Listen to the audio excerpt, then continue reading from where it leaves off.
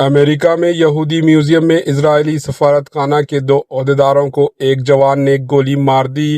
حملہ آور نے لگائے فری فلسطین کے نعرے۔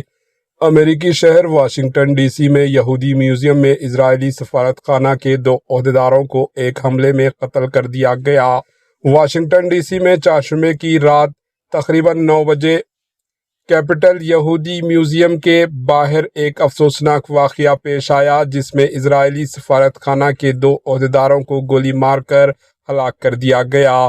یہ دونوں عہدیدار امریکی یہودی کمیٹی کے زیر اہتمام ایک تقریب کے بعد میوزیم سے باہر آ رہے تھے۔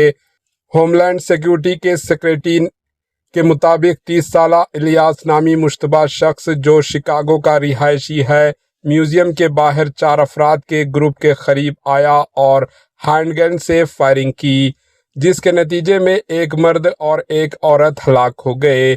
بعد ازاں میوزیم کے اندر داخل ہوا، جہاں سیکیورٹی نے اسے حراست میں لے لیا۔ حراست کے دوران اس نے فری فری فلسطین کے نعرے لگائے، جس سے یہ واقعہ ممکنہ طور پر ایک نسل پر حملہ سمجھا جا رہا ہے۔ یہ واقعہ ایسے وقت میں پیش آیا جب غزہ میں اسرائیل کے حملے شدید ہو رہے ہیں۔ ہوم لینڈ سیکیورٹی نے کہا کہ ملزم سے سخت تحقیقات جاری ہے۔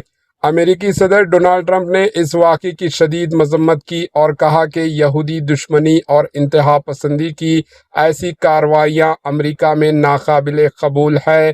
انہوں نے ہلاک ہونے والوں کے خاندان سے تعزیت بھی کی۔ Bureau report, AHN news.